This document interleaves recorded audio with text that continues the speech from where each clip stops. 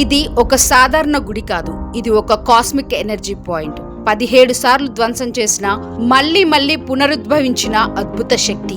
ఇక్కడ ఒకప్పుడు గాల్లో తేలిన శివలింగం ఉందని చెప్తారు. అలాగే ఈ ఆలయం నుంచి అంటార్కిటికా వరకు ఒకే సూటి లైన్ ఉందని మీకు తెలుసా? ఇది కేవలం పురాణం కాదు, ఇది మనకు ఇంకా అర్థం కాని ప్రాచీన సైన్స్ రహస్యం. ఇది సోమనాథ ఆలయ మిస్టరీ.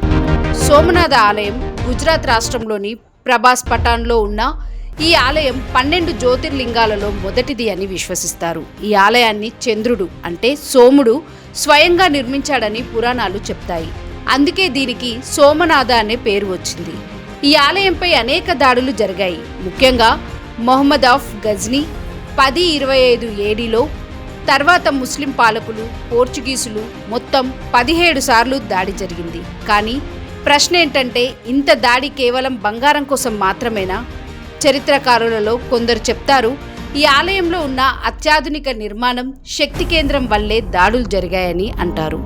పురాణాలు మరియు పాత రచనలు చెప్తున్నాయి, ఆలయంలో ఒకప్పుడు గాల్లో తేలుతున్న శివలింగం ఉండేదని.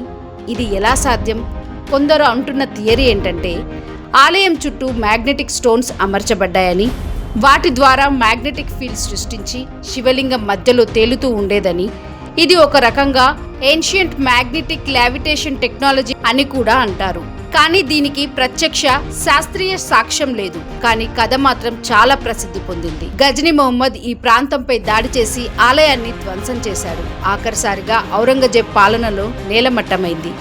భారత స్వాతంత్ర్యం తర్వాత 1950 సంవత్సరంలో సర్దార్ వల్లభాయ్ పటేల్ దీనిని తిరిగి నిర్మించారు. ఇక్కడి స్తూపాలు, దేవతామూర్తులు మొదలైన వాటిని ఒక మ్యూజియంలో భద్రపరిచారు. ప్రతి సంవత్సరం మహాశివరాత్రి నాడు చాలా పెద్ద ఉత్సవం జరుగుతుంది. దేవాలయానికి దగ్గరలో వెరావల్ సముద్ర తీరం ఉంది. సమీపంలో బల్కా తీర్థం కూడా ఉంది. ఇక్కడే శ్రీకృష్ణుడు వేటగాడి బాణం తగిలి అవతారాన్ని చాలించాడని చెప్తారు.